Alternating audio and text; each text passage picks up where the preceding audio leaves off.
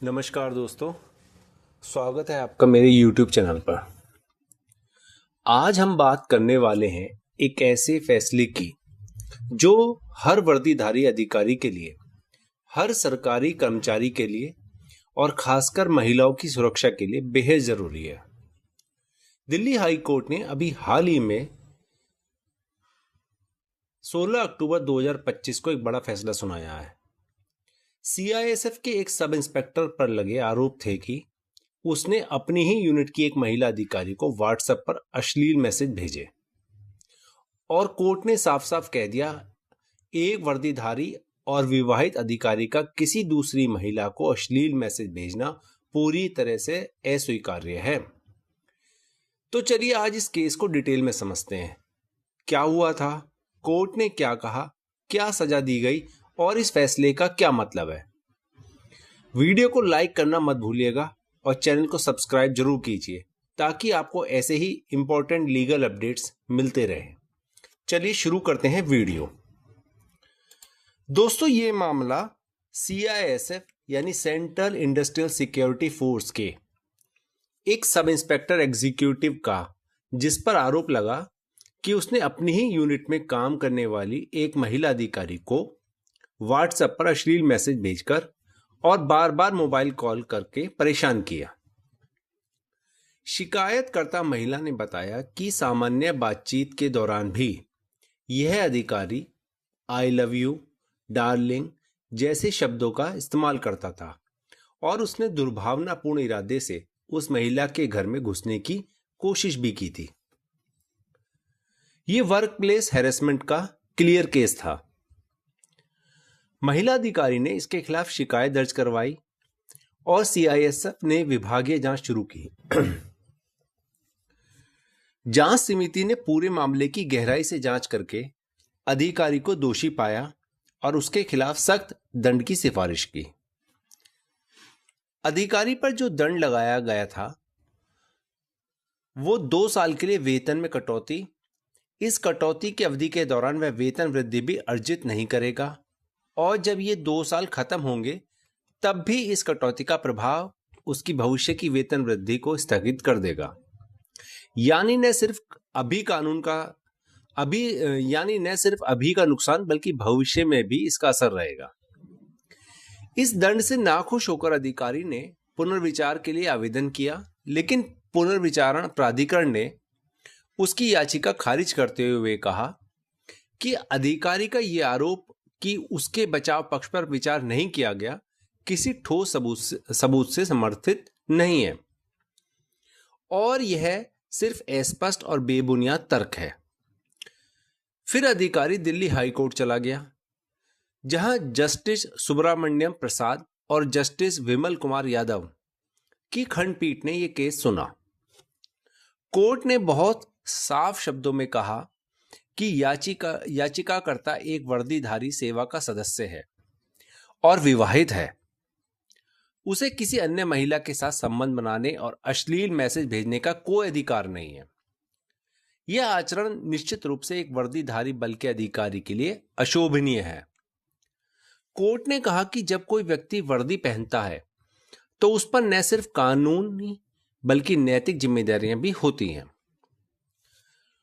Court ने यह भी जांचा कि क्या विभागीय जांच सही तरीके से हुई थी या नहीं और भारतीय कानून में प्राकृतिक न्याय के सिद्धांत के तहत पाया कि जांच में इन सिद्धांतों का पूरी तरह से पालन किया गया था। प्राकृतिक न्याय के मुख्य 2 पहलू, एमो ज्यूडेक्स इन कॉजा सुआ, यानी कोई व्यक्ति अपने ही मामले में जज नहीं हो सकता और निर्णय लेने वाला निष्पक्ष होना चाहिए, और दूसरा ऑडी ऑल्ट्रम पार्टम, यानी दूसरे पक्ष को भी सुनो, यानी किसी को भी बिना सुनवाई के दंडित नहीं किया जा सकता। कोर्ट ने पाया कि अधिकारी को अपना बचाव करने का पूरा मौका दिया गया था और जांच प्राधिकरण ने सभी प्रासंगिक सामग्री पर विचार किया था। कोर्ट ने निष्कर्ष निकाला कि यह न्यायालय जांच कार्यवाही में कोई दुर्बलता नहीं पाता है। यह नहीं कहा जा सकता कि जांच समिति द्वारा किसी बाहरी सामग्री पर विचार किया गया या किसी प्रासंगिक सामग्री पर विचार करना छोड़ दिया गया और प्राकृतिक न्याय के सिद्धांतों का पालन किया गया। इस तरह दिल्ली हाई कोर्ट ने अधिकारी की याचिका को पूरी तरह से खारिज कर दिया और लगाए गए दंड को सही ठहराया। अब हम बात करते हैं भारत में वर्क प्लेस हैरेसमेंट को लेकर क्या कानून है।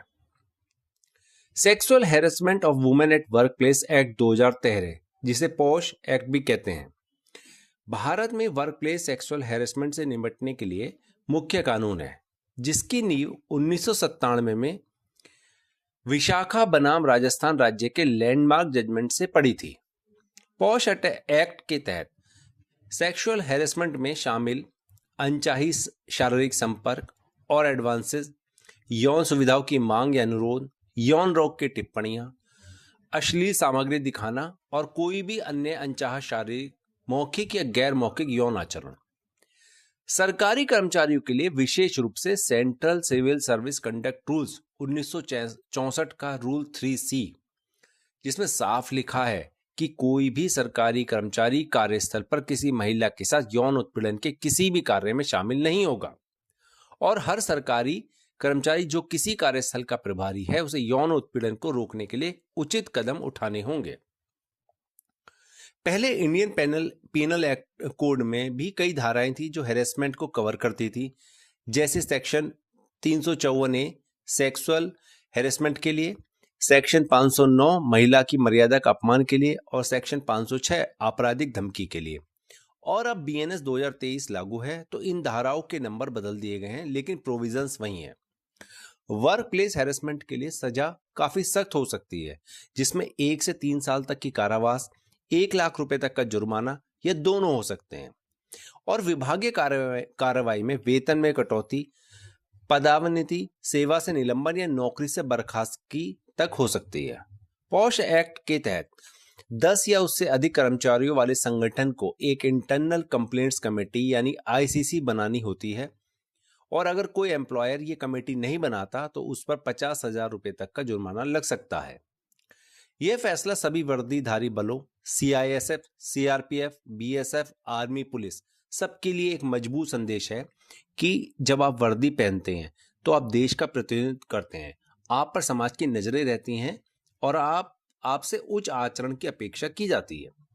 यह फैसला महिला कर्मचारियों के लिए बहुत महत्वपूर्ण है, क्योंकि यह बताता है कि अगर कोई सीनियर अफसर भी गलत हरकत करे तो उसके खिलाफ कार्रवाई होगी, और पोजीशन चाहे जितनी ऊंची हो, कानून सबके लिए समान है। ऐसे फैसले वर्क प्लेस कल्चर को बेहतर बनाने में मदद करते हैं, क्योंकि जब लोग देखते हैं कि गलत करने वालों को सजा मिल रही है तो दूसरे लोग भी ऐसी हरकतों से बचते हैं। ये केस ये भी सिखाता है कि विभागीय जांच में प्राकृतिक न्याय के सिद्धांतों का पालन कितना जरूरी है, और अगर जांच सही तरीके से हो, दोनों पक्षों को सुनवाई का मौका मिले, तो कोर्ट भी उस जांच को मान्यता देता है। अगर आप या आपकी कोई जानकारी में कोई वर्क प्लेस हैरेसमेंट का शिकार है तो सबसे पहले अपने संगठन की इंटरनल कंप्लेंट्स कमेटी यानी ICC में रिटन कंप्लेंट दें और सबूत रखें। Messages, emails, call record save करें। अगर विटनेस है तो उनके डिटेल्स नोट करें। घटना की डेट और टाइम रिकॉर्ड रखें। अगर इंटरनल मैकेनिज्म काम नहीं कर रहा तो लॉयर से संपर्क करें और पुलिस कंप्लेंट भी दर्ज करवा सकते हैं, या लेबर अथॉरिटी से भी हेल्प ले सकते हैं। और सबसे जरूरी बात, डर कर चुप मत रहिए, क्योंकि आपका साइलेंट रहना दूसरों को भी प्रोत्साहित करता है और आपको कानून का पूरा प्रोटेक्शन है। तो दोस्तों, ये था दिल्ली हाई कोर्ट का एक महत्वपूर्ण फैसला। आज हमने सीखा कि वर्दीधारी अधिकारियों पर उच्च आचरण की जिम्मेदारी होती है। वर्क प्लेस हैरेसमेंट के खिलाफ मजबूत कानून है। महिला कर्मचारियों की सुरक्षा प्राथमिकता है। प्राकृतिक न्याय के सिद्धांतों का पालन जरूरी है, और गलत करने वालों पर को सजा जरूर मिलती है। याद रखिए, अगर आप किसी भी तरह के हैरेसमेंट का शिकार हैं तो साइलेंट मत रहिए। आपके पास कानूनी अधिकार है, उनका इस्तेमाल कीजिए, और हर वर्क प्लेस को सेफ और रेस्पेक्टफुल होना चाहिए। अगर आपको ये वीडियो इंफॉर्मेटिव लगा हो तो लाइक जरूर कीजिए, शेयर कीजिए, ताकि और लोगों को भी पता चले। सब्सक्राइब कीजिए और बेल आइकन दबा दीजिए, ताकि ऐसे ही इंपॉर्टेंट लीगल अपडेट्स आप तक पहुंचते रहें। और कमेंट में बताइए कि आपको ये टॉपिक कैसा लगा और आगे किस टॉपिक पर वीडियो चाहिए। तो दोस्तों, मिलते हैं अगली वीडियो में एक नई लीगल अपडेट के साथ। तब तक के लिए जागरूक रहिए, सुरक्षित रहिए। जय हिंद, जय भारत।